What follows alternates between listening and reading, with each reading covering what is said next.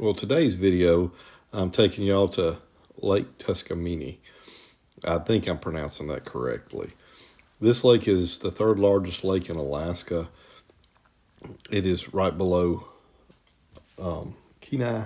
So we stayed at the Kenai house the first night, and then I went down there by myself. I went for 2 days, Thursday and Friday, and then Melanie flew down Friday afternoon to go with me Saturday. So moose season is open right now, and so is bear season.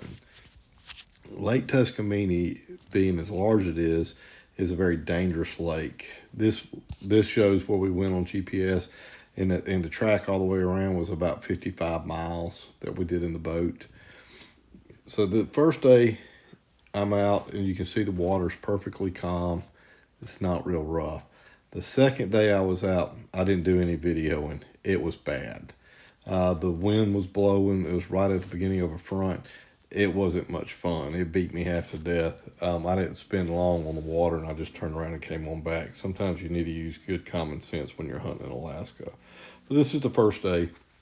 I'm nasally, just kind of feeling it out, looking around, seeing how I've never hunted here. It's a beautiful lake. At the very beginning of the lake, it's full of eagles. And as you go further in, you'll see more and more. Now, Melanie got off work Friday. She ran over, jumped on Grant Aviation, and took a flight down. Grant's probably the best airline here. If you're going to fly from Kenai to Anchorage, I would recommend Grant. So she just took a few snapshots of her flying in. I picked her up. We ate dinner, went to sleep, and then got up real early Saturday morning and hit the lake. Now, Saturday is when we did the 55 miles all the way around, and Melanie's sitting here glassing. It's her turn to kill something, so she's got a bear tag, and she's got the moose tag, and if we see something, she's going to be the one to kill it. Now, when I tell you the water was smooth today, it was raining and cold and kind of nasty, but we paid for that. We got smooth water. And I'd much rather have smooth water with a little rain. I can deal with being wet. But anyway, so we kind of trucked our way around. As we're taking off, this is on the very beginning of the adventure. And you can see the great big mountains. Melanie's going to be driving the boat most of the day. This is really her hunt. And we're not going real fast. We're just kind of putting around, glassing, looking for any signs of moose. There were signs. There were places I could see the moose tracks on the beach. Got off and went into some swampy areas looking to see if I could see one. And there was moose poop everywhere, tracks. We just never got on a moose, never saw one.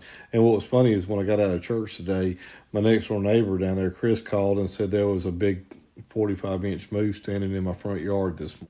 And that's about the way it goes most of the time when you're hunting. They'll be in your front yard and not out in the woods where you would expect them to be. But this was a great trip. As we got to the very back of the lake, you're surrounded by mountains. In these mountains, you have Dall sheep, you have grizzly bear, black bear, wolves, moose, ducks. Unbelievable at the amount of ducks. And we weren't duck hunting, but I grabbed a shotgun just in case, and I've got my duck stamps. I'm going to go duck hunting in 2 days with a buddy of mine. But there were a lot of ducks back in this area because this is where all the the water's dumping into the lake and salmon are running up the river. I was kind of surprised that we didn't see anything. But overall, it was a great trip. It's the first time I've ever hunted there. I'm going to hunt here again, probably hunt here most often out of the places I've been. I've really enjoyed this spot. Anyway, me and Melanie had a great time. Thanks for watching.